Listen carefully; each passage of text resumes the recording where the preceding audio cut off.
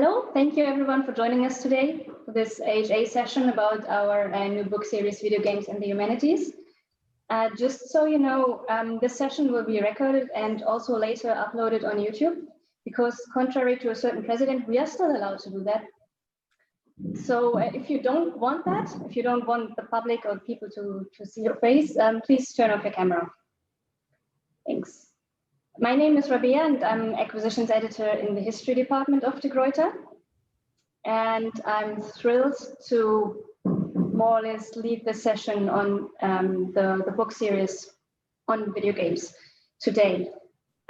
Interestingly enough, first ideas about a new book series dealing with video games started ages ago, early 2018, I think. But it took some time to find the perfect editorial team, which I'm extremely glad to say we now absolutely did. And there's no way we'll ever let any one of them ever go again. And it also took some time to sort out what exactly it was we wanted to do. So what audience we wanted to reach, what the really innovative thing about this book series be. And you'll learn a lot more about what the series is about in a short while. And of course, you'll be able to also ask all kinds of questions later on too. But now, to start this off, I first want to introduce the wonderful Dr. Anne McDivitt to you.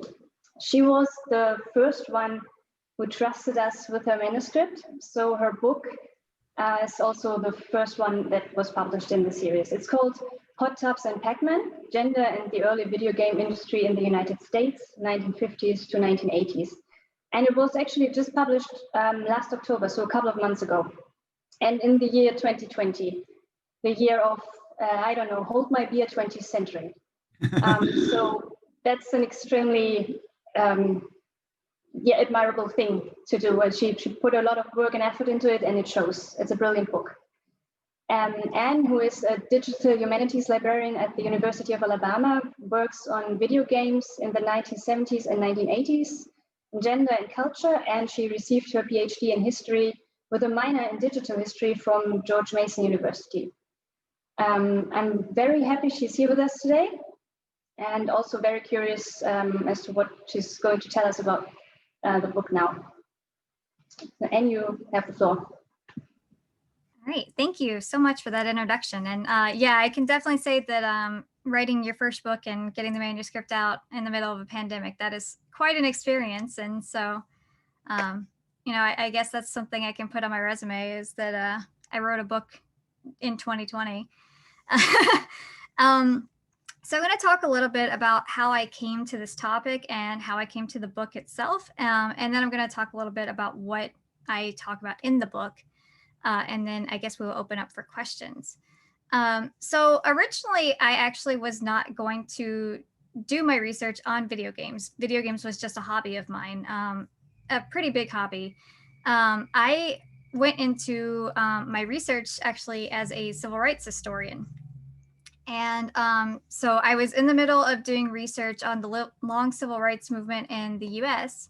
And I had, for lack of a better word, a breakdown to my advisor, and I was like, I can't do this. I can't. And he asked me, he's like, okay, so what are you passionate about? What do you like? And so I told him, you know, I really like video games. That's what I do most of the time when I'm not doing academic stuff. I play video games. He's like, okay, well, can you do something with that? And so I sat down and I thought about it. And I was like, yeah, I think I can do something with this. So I started doing some research, trying to dig into what my angle would be, and eventually landed on the prototype, I guess, of this that was my master's thesis, which I have problems with my conclusions and that I corrected eventually, that I'm happy with now. But that's the good part about being a historian, is that you can change these things.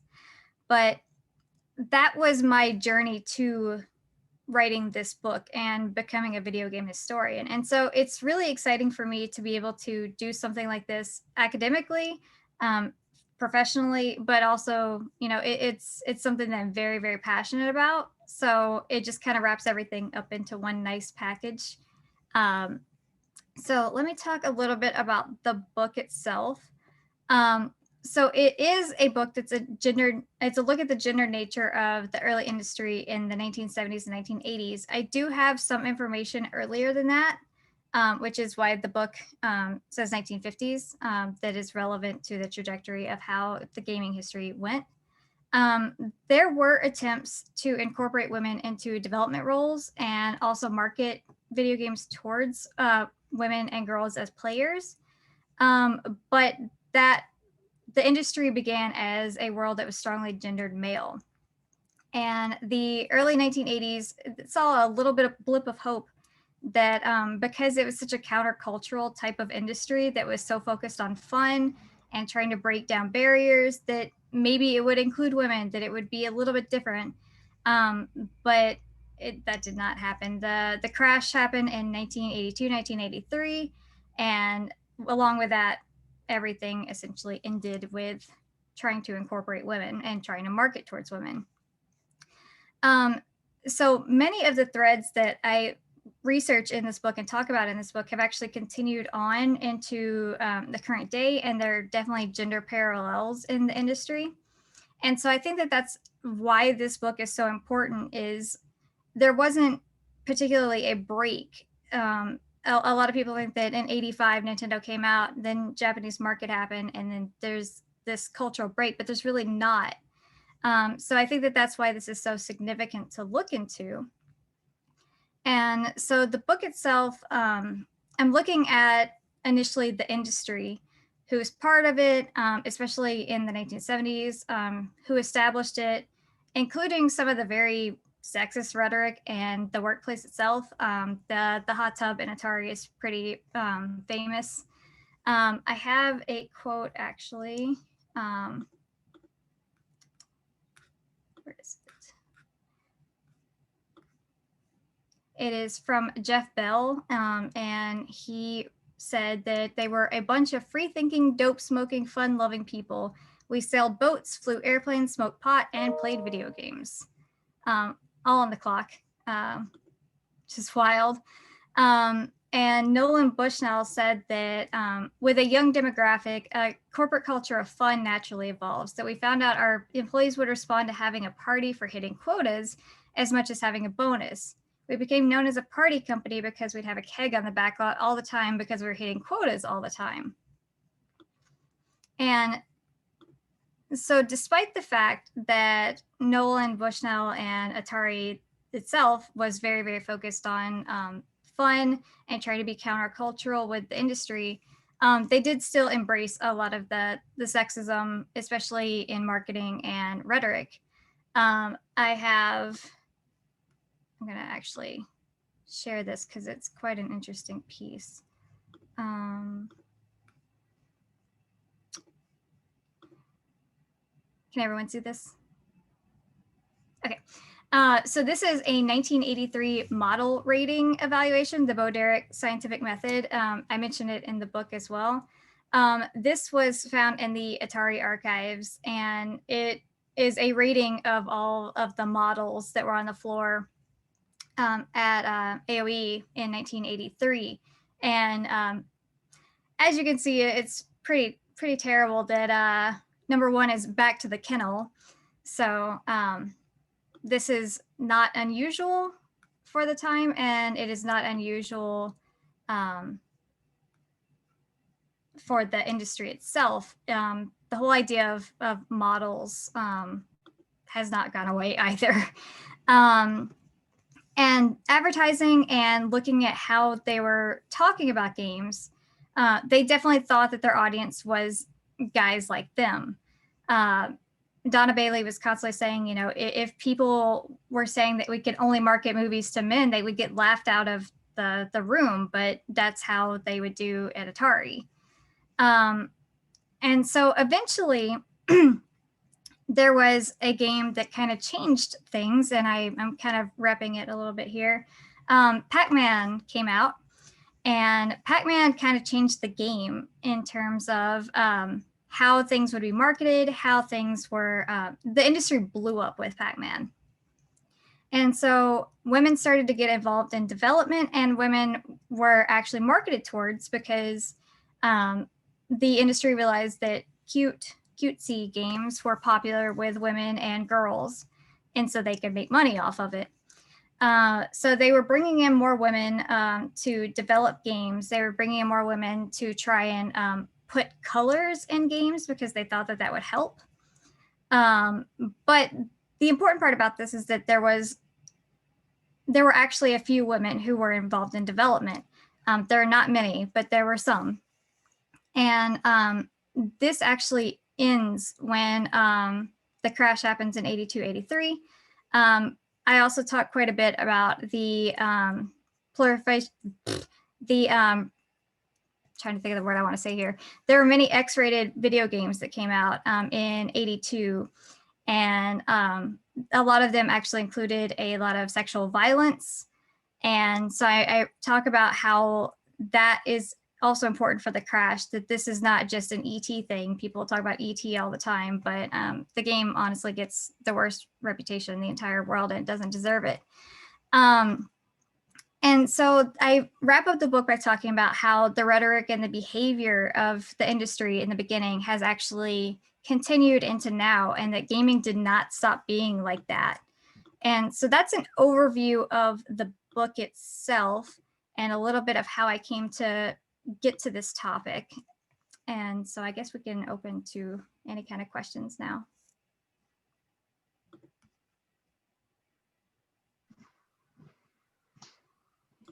Thanks so much. So Nathalie, Aghoro, you want to go ahead?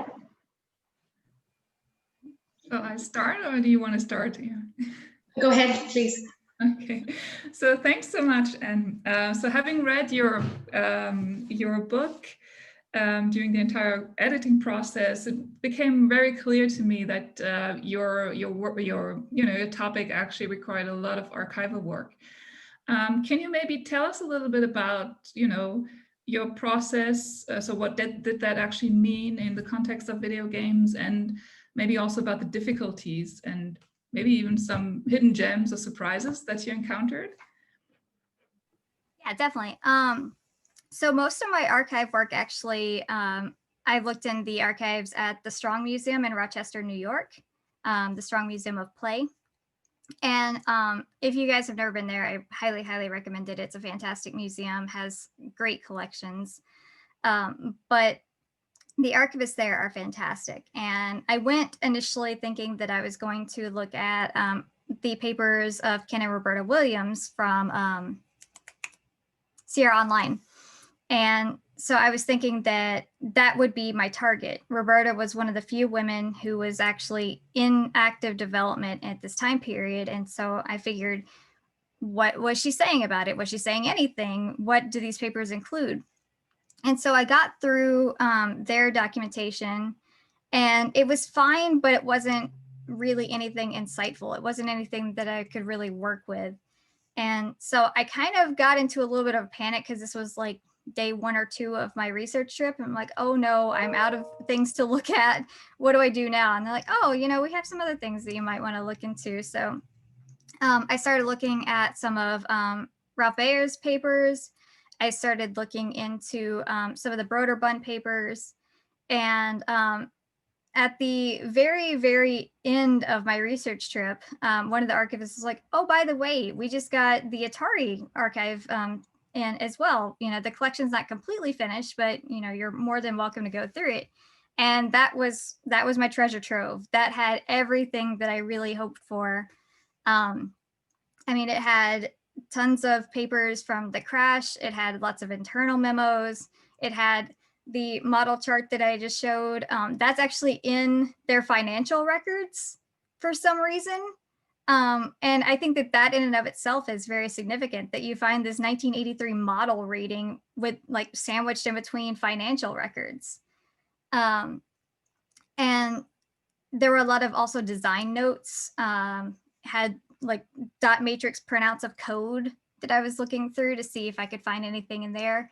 I spent a lot of time just digging through that, and it was fantastic. The hardest part about it was that since I was doing most of that research on a limited budget, I was having to really like take the pictures, take the notes, move on. And I fully regret handwriting my notes because I can't read my handwriting and nobody can read my handwriting. So I had to really cross-reference everything again, figure out like, what was I trying to say here? So note to the wise, if you can't read your handwriting, take like an iPad or something, but don't try and handwrite it. That's what I had. But I think my favorite things that I found when I was researching were the model ratings, and also I found an asteroids playtest that they were trying to see how people were thinking about asteroids, if they liked it. They had a gender breakdown on it, even though it was pretty pitiful. But that was really amazing to find, is there weren't a whole lot of user tests in there, but that one was a pretty extensive one to find. I also have a question for you, Anne. The reason why I love your project so much is because it's truly transdisciplinary. Mm-hmm. And you use historical methodology and obviously media studies, and you have your own experience on top of that as a gamer. And also you even use close reading of some artifacts and some texts as a true literary scholar. So you're really looking at game studies as a big text, and I was wondering how easy or difficult was it to combine all these different methods? That's actually a really good question. I think that a lot of where that came from is that my personal background is in public history and then digital history, and those are pretty interdisciplinary as it is.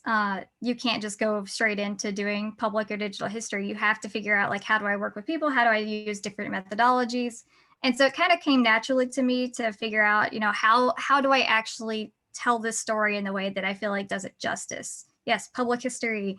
And so that was the key here, is I was trying to read a bunch of different methodologies, figure out, what works best for this. And so it was difficult because it was a little bit of getting out of my comfort zone at times. That's just how it is when you do interdisciplinary stuff, especially when you're doing something as large as a book project for the first time. But I think it was really satisfying for me to wear those hats and also learn how to do that, because it's been very helpful for me professionally as well to try and I'm a digital humanities librarian, so I work with all kinds of disciplines now. And so it's just like, okay, I can figure this out now. I know how to change gears and get out of my historian only mindset. And so I hope that answers your question, but it's fun for me to dabble in other disciplines. Thank you. So yeah, since we're talking about the disciplines, so you joined gender and video games. Could you in a way, so I think it's also a cultural history in this sense. Could you maybe tell us how you would, or if so, how you would relate the history of gender in video games to today's issues and topics, maybe?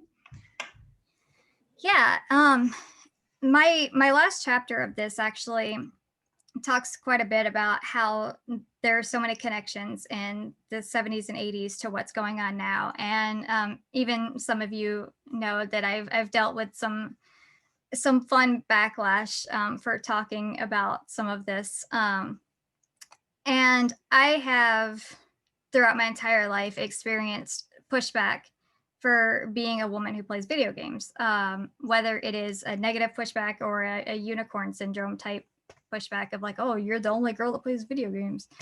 And so it's very fascinating to me to see this historical context and then see what's going on, see what happened with Gamergate, see what happened, the fact that there are still very, very few women who are in the industry developing it, and the ones who are developing are getting harassed on Twitter, and even have specific groups that are out there for like moral support for people who are harassed on Twitter, who are developing video games as women, people of color, just basically anybody who's not a white guy. And so it's not something new, and that's disappointing in and of itself that it's not new. But it's also very fascinating to me to see that there are definite threads and trends from this time period that carry over, that it's not just a everything happened in 2014 type thing, or everything happened when Lara Croft appeared. Like this is something that's been ongoing, and something that's going to take a lot of work to dismantle, really. Thank you. Maybe just as a follow-up question, because I had to think about, we mentioned earlier that the target group, the initial target group, was always kind of really entirely similar to the white men building up these companies. So do you think that a change in target groups or a change in perspectives is happening? And if so, how relevant is that, or how much impact can that actually have on issues like, Gamergate or harassment in the industry? I think that where we're seeing the most positive change is in the indie industry of gaming. We're seeing a lot of great games come out that are made by a variety of people, telling a variety of stories that aren't just white guys making white guy stories. And I think that that's really a fantastic development. And it has, as I mentioned, gotten some pushback as well. I think that why am I blanking on the game? Came out this past year, and was like a game of the year for. You mean Horizon Zero Dawn, or? No. It was Cyberpunk. Was that? Is it Cyberpunk? No, but that one also has issues. No, it was the Naughty Dog one. Oh, anyway, thank you. Last of Us 2. Thank you. That had a lot of pushback, and I mean, Naughty Dog in and of itself has problems, and I could talk about that forever, but they did not push back on the industry problems or the company problems. They pushed back on what they considered like social justice problems in the game. And so that is definitely prominent, but I think that what's really going to have to happen to change that is more of what's happening in the indie industry, and having people who are coming in, giving their own thought processes, and just trying to change the perspective of what's coming out and having different voices. So there are a couple of questions from our audience that have come through. One of them is, how does the misogynistic industry interact with the often very family-focused, often including girls, marketing of the early 80s for home consoles? Were they trying to project a different image of games for that part of the market? So how would you respond to that? Yeah, so often that there were multiple types of advertisements. I have one, it's going to be kind of hard to see, I think. And this is for an arcade cabinet. If I could find it. But there is one that I have in here that is, it's got a bunch of businessmen and a guy who's like definitely a really intense gamer going on. And then you'll notice that there is a young girl, she's probably a teenager, but she has her mom. And the key here is that she's playing Miss Pac-Man and everyone else is playing like Galaga.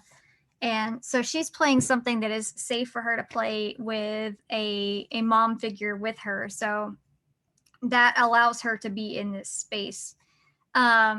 And you were often seeing more of the like cutesy type ads. One that really goes against this idea is Miss Pac-Man, where they really went with like a femme fatale type advertisement, which is very bizarre because she's a yellow dot. So, you know, she's not really a sexy figure, and they tried to make her into that. And I don't know how that really appeals to women per se. It doesn't really appeal to me as like, oh man, that makes me want to play Miss Pac-Man. But I guess they thought that the like lipstick and the fancy boa and the chauffeur was going to do it. But mainly it was just trying to show these like safe spaces for girls when they advertise towards them. Thank you. And there's also another question that has come through, and I actually also wanted to ask you that. So based on your research, what's the major obstacle for women entering the game industry as developers? And you know, something that you've shown in your book is that fun is actually a very gendered term. And the question goes on, is there an opportunity to overcome this that the general public may not know? So what is the legacy of this gendered term that fun is? Yeah, I'm thinking in particular that Roberta Williams talked quite a bit of, you know, well, if women would just get computers and start programming, they could do this too. You know, anybody can do it. And I think that that's a very simplistic take on this. There are quite a few hurdles, especially educationally, that women are not encouraged to pursue that. Or once they do try to pursue it, it becomes they get the pushback that is happening to women devs that are actually trying to participate in the industry. People like Zoe Quinn, who they made a game about depression that was made in Twine, a very simplistic game, but a very important game. And they ended up getting massive amounts of pushback that triggered Gamergate. And so it's hard to give an easy answer of like, how do we change this? And I think that we have some good initiatives. Like there's a girls coding group that I forget the name of it, but it's specifically like coding camps for younger girls, so that it's a safe space for them to learn, and they can learn together. But they can then go on and pursue careers if they're interested in doing that. And interestingly enough, my mom for Christmas decided to get me the like 1.5 foot tall Pac-Man arcade cabinet with the 1980s American Girl. And she also got me that too. But the part of the proceeds for both of those end up going to that Coding for Girls group. And so I think that that's a really cool way for girls to get involved, but also get involved in a safe way. Thank you. A next question has to do with an internal critique of industry sexism from within the industry, meaning in the 1970s or 1980s. And a member of the audience says, I was surprised to find out that in the UK, the company Automata UK, who profile themselves as alternative and progressive, already protested objectification of women in gaming culture in 1983. That's awesome. I did not see much of that.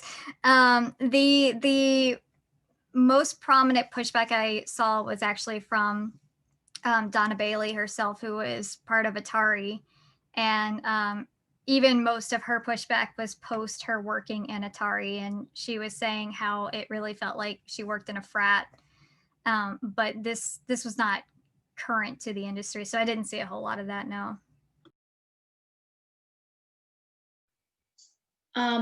Yes, unfortunately, we have to move on because our time is limited.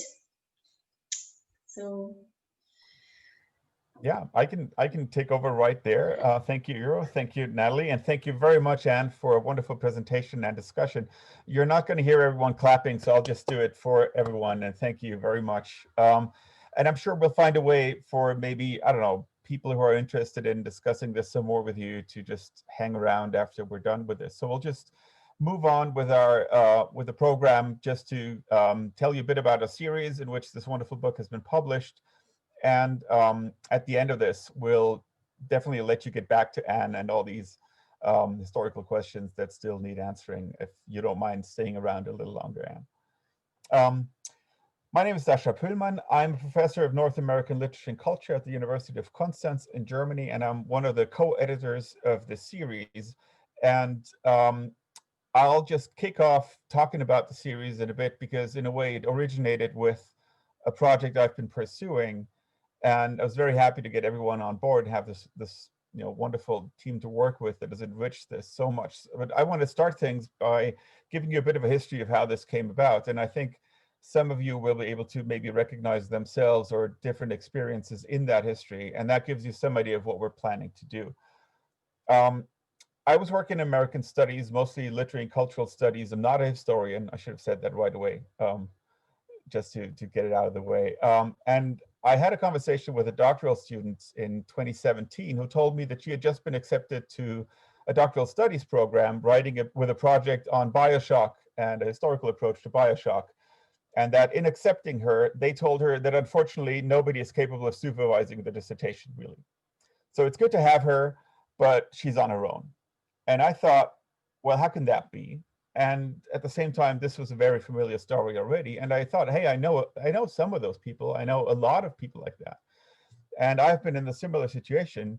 So let's bring all these people together. So based on my own field, American Studies, I organized a conference just to get everyone in a room together who's usually told that they are on their own, right? And there's a surprising number of people who have been told that, who feel that way, who in doctoral seminars need to discuss what a video game is before they ever get to talk about their actual topic. I don't have to tell you guys that, right? I'm pretty sure. I don't see everyone nodding, but even the people I only see as text, I can sense that. And that conference was a great success. Some people on our list of participants today have been there, Dietmar Meinl included, who organized the next one, and it turned into a bit of a series until there has been a bit of a disruption last year. Now, the idea was to see what American studies have to say about video games and what video games have to say about American studies, in the sense that I wanted a dialectic approach. And this, I'm mentioning this because this is also at the heart of our Video Games and the Humanities series. The idea of how do different disciplines approach video games and bring their tools to bear on them as a research object, but also in turn, how do these objects of research change the methodology and theory? And I've been asking that question in American Studies, my own field, but as soon as we started talking about this, we all realized from our interdisciplinary work that this is, of course, a question that's been asked in many different fields. And so we felt quite comfortable expanding this to this very broad term of the humanities. And we've had some amazing responses from a variety of fields. We have some books coming out on poetry and video games. We have one that does the same thing for architecture. We have one on art. So we have these different approaches that approach that dialectic in one way or another. And that's the background of the series. And we're excited to have published the first one, and there's a bunch of good ones coming out. So that's the background of this. And I'll be happy to, just let somebody else do the talking now and give their own take on this.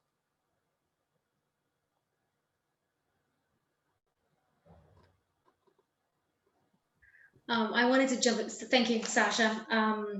This sounds like my experience. I want to jump in and say that I'm happy that the series expanded its grasp to all sorts of disciplines, because I'm a literary scholar, also not a historian. So I would never have been included in this really cool thing if it hadn't been created.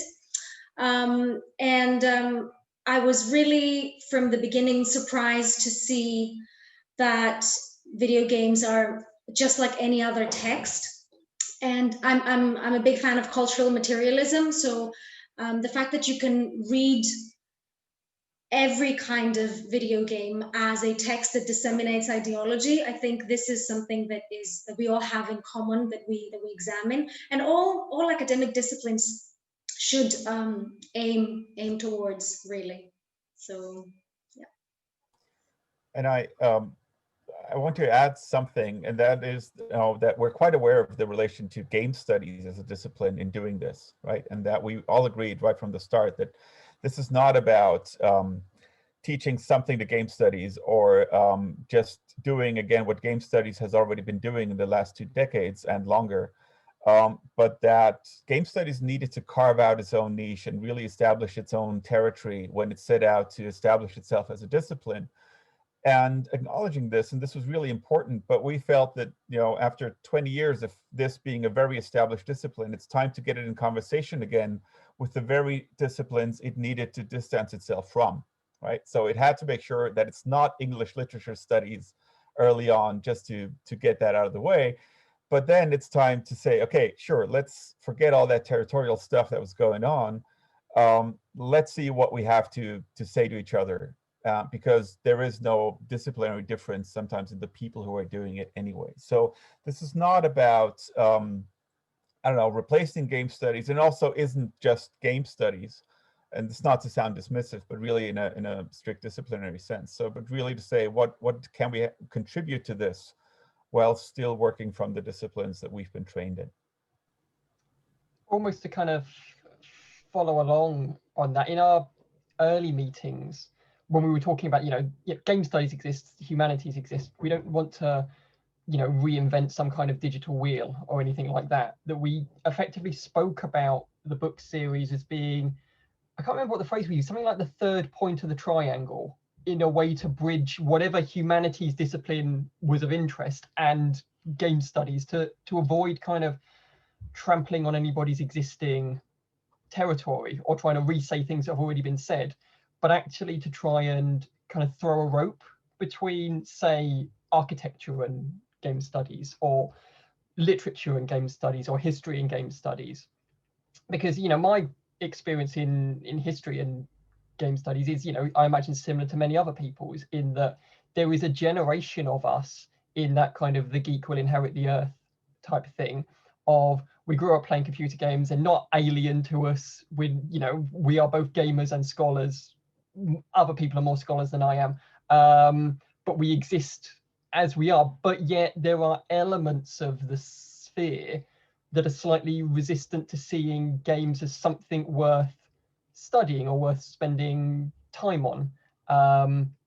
So we're hoping that what the series will do is, firstly, kind of do that bridging thing that we're talking about, but also give people a natural home to come to know that by sending us a book proposal and hopefully getting a book published with us, we will be able, and they will be able to place it, not just in, this is going to go in game studies, or this is going to have to live in literature for the rest of time, that actually there's a broad audience for both. And I think, if you look at the website and the various books that are coming out at the moment, genuinely, I don't think any of us could have predicted some of the book titles and topics that we've got coming out. But when the proposals come and go, that's amazing. Why would somebody not write a book about that? I guess I'll get that in here. Oh, I'm sorry. Can I interrupt? Well, only because I have to leave in a minute to supervise children. I just wanted to put in a plug. I'm Jeremiah McCall. I'm a historian and a history teacher who's been working in the field for a long time. I just wanted to point out that I think my colleagues have done this really great job talking about interdisciplinary studies.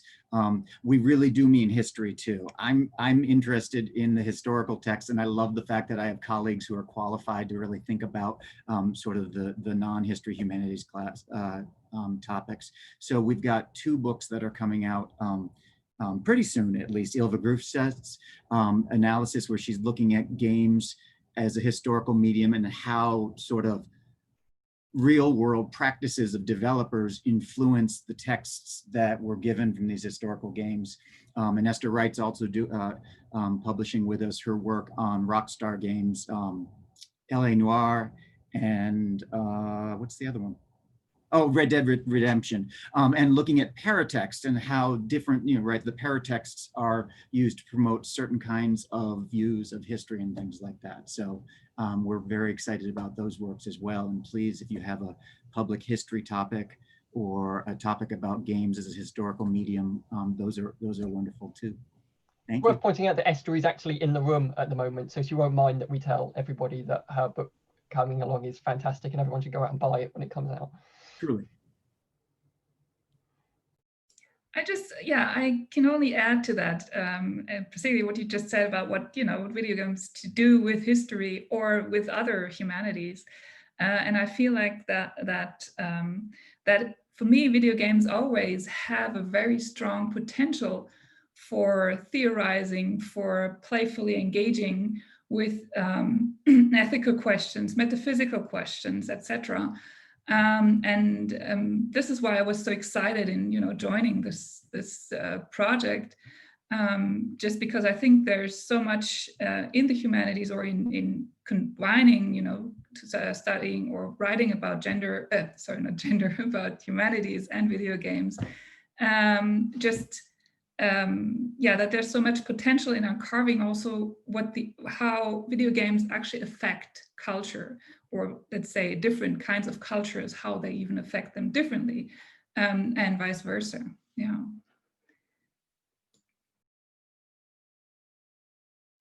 I want to jump in here to read out one of the comments, a very valid one by Tobias in the chat, writing that I'd say you just described game studies. I don't so much see it as a discipline, but as an inter- and transdisciplinary field.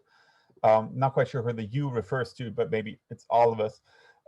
And I agree. And this is the idea of game studies. But the thing is, it was me. Okay. The thing is, I don't see that reproduced structurally, right? So that I acknowledge that game studies is an interdisciplinary endeavor, but that hasn't resulted yet in the structures that actually decide about who's getting jobs, what jobs are out there, right? In an English department, who's getting the PhD funding, so that we are not there yet that, I don't know, a historical PhD program will seriously consider somebody who is identified as a game studies scholar for whatever reasons, right? And this has to change, right? So the series is a way of helping to change that. It's a big thing to take on, but and it's done from all sorts of different perspectives. But I think something has to come from those fields themselves to make that difference. And because we've all been there, and as long as you have a different generation structurally in positions of power that will basically say they have never played a video game in their life. And I've heard that. And they would never say they've never watched a movie or something, right? They would be embarrassed by that. But as long as this is still out there, I think the disciplines themselves need to supplement the work game studies proper is doing. And then in working together on that, maybe we'll see a difference where one day that's not going to matter. I do sound like a utopian preacher, so I'm going to shut up. Actually, I have a funny story about that. I had a traditionalist, I guess, in the history field tell me once, like, oh, video games aren't history. I was alive when video games were around. I was like, well, you were alive when Vietnam War happened, and no one tells you not to study Vietnam War, so probably doesn't help me if I'm sassy, but sometimes you gotta be.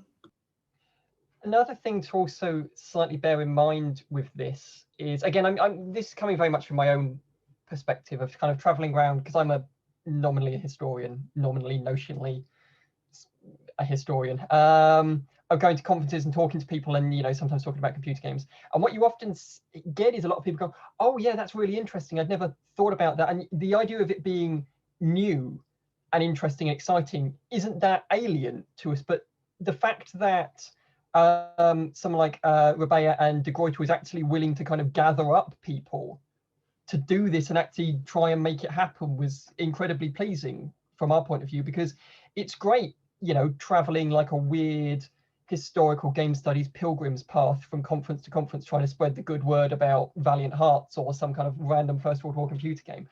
But actually to have a publisher that was willing to, okay, we not only do we think you're right that this is interesting, we are going to we're willing to turn this into a series and try and actually make it happen. Which I think is quite a refreshingly big thing that shouldn't be overlooked. That Rabea and de Gruyter did decide that this was something worth making happen. Yeah, and I think what's also interesting is that with games you always have this weird division of high and low culture. And something else that I think we're all trying to do is to, just say it's all just culture, and it's all worth exploring and drawing conclusions from, and thus we can, broaden our the audience, and more people can read stuff, because that's why you write a book, because you want many people to read it, right? That's the whole point. So to have a broad audience, that's the dream, right? We have a few more questions if everyone is okay to carry on with that.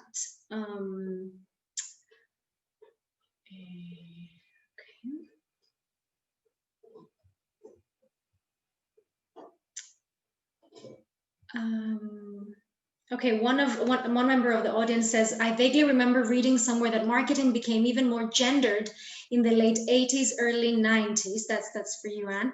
Might have my dates wrong, because they become marketed as boys' toys. In other words, that early game marketing was not as sexist as it became later on. What are your thoughts on that theory, Anne? I can't speak so much to the late 80s, early 90s, but I can say that my sneak preview of current research, I am currently researching a magazine from the late 90s that has a complete spread here of a woman cosplaying as Lara Croft, including some crazy shots. And this entire magazine tried to be a mix between like a game magazine and Maxim. And so most of the magazines had some kind of spread of women dressed up in cosplay and trying to pose sexily. And so like this was definitely a thing that became popular in the late 90s for sure, especially after Tomb Raider. And I don't think you should discount that. I definitely won't discount that. And it is a different level of sexist, but that doesn't mean that the stuff that came earlier was not sexist in and of itself. And another question has to do with women and the genre of adventure games. What game development opportunities were lost when that genre collapsed after 1998? And now we only identify FPS games as games, really. Yeah, I think that that's one of the great things that's coming out of the indie scene as well, is that we're kind of getting back to some of that adventure game, that group, and we're having more people try and do that genre. And it's fantastic because we're getting different kinds of perspectives. There's a game that came out, I think last year, called If Found. And that's basically a point and click adventure that the entire narrative is told through you erasing someone's notebook. And it is a brilliant, beautiful video game, and highly, highly recommend it. So I don't know that it was necessarily lost. I think it just took a break. And I like that I'm seeing so many games come back in that genre that are having these different kinds of perspectives. And you have games like Call of the Sea that are kind of in that whole like LucasArts type adventure game style, that you have a woman protagonist and you play as her the whole time, and that's fantastic, and it's her story. So you're getting some of that back. Yeah. We have one final question, and I think that can be answered by everyone, but perhaps you can say a little bit more about your own academic experience, Anne. So how do we introduce studying video games in more conservative academia circles or history departments that have never quite thought of video games as a historical archaeological medium? And as a literary scholar, I can so relate to that. So yeah.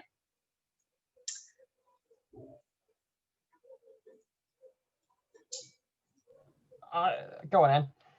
I was going to say, in my case, I really just had to have several sit downs with people that I thought might be willing to hear me out on this. I wanted to go to the university where I went for my PhD because of the digital history aspect. And I was researching people within the department who might actually fit with me. And I talked to several of them before I found some that I thought would fit on a committee. And it still took several discussions with me of like, this is what I'm thinking and this is why I'm thinking this. And, you know, I had to really sell that this was something that I felt was important, that I could convince them was important.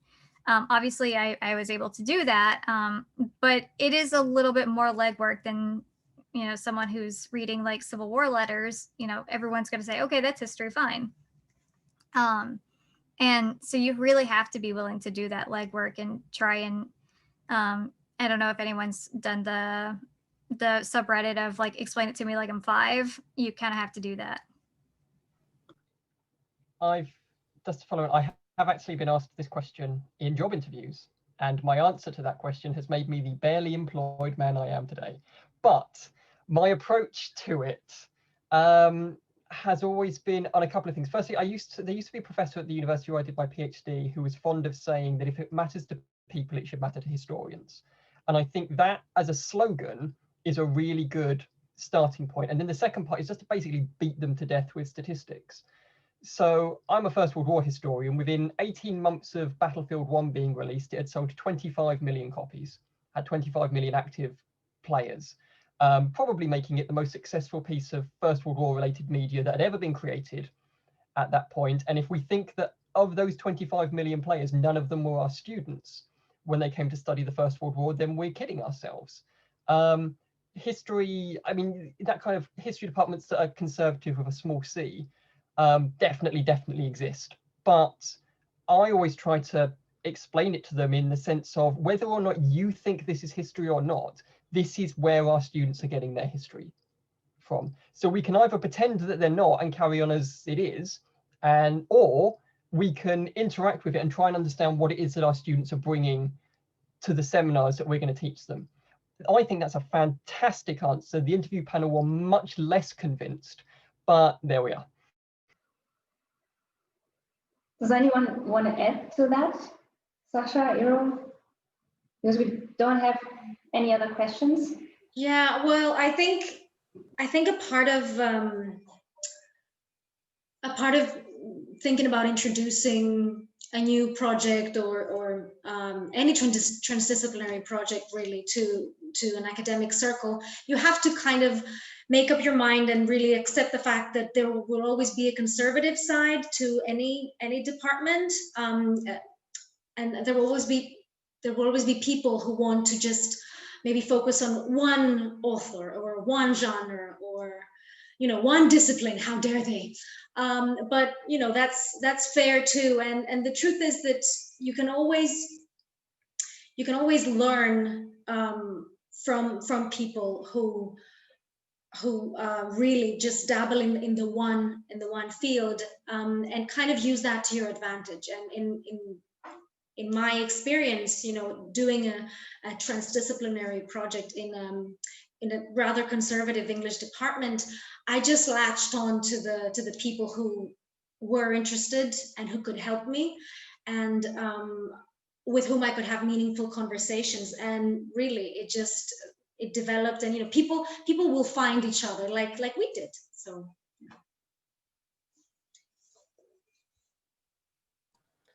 I want to wrap things up by addressing the one question I found in chat that hasn't been addressed, and by Javi. I'm a game startup founder, and I just scroll past it. How can people in my position best contribute to tackle these problems of women being stigmatized in the game industry?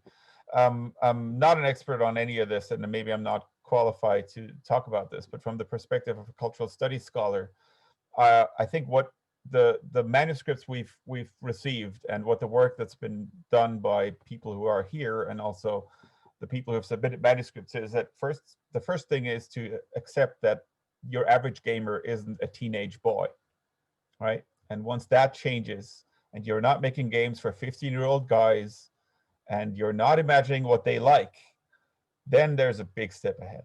And a lot follows from that. And there's no agenda, you know, that I could, or a blueprint I'd have for you, but I think we're still at that stage, and academic discourse matters in this. I mean, how long has it taken for game studies to really pick up on the cultural aspect of games, right?